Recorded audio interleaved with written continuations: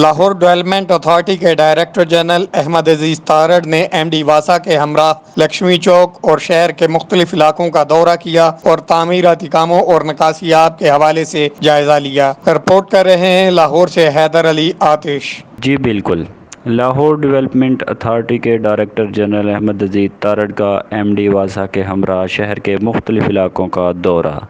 Monsoon کے دوران واسا کی طرف سے جلد نکاسیاب کے لیے کیے جانے والے انتظامات کا جائزہ لیا گیا۔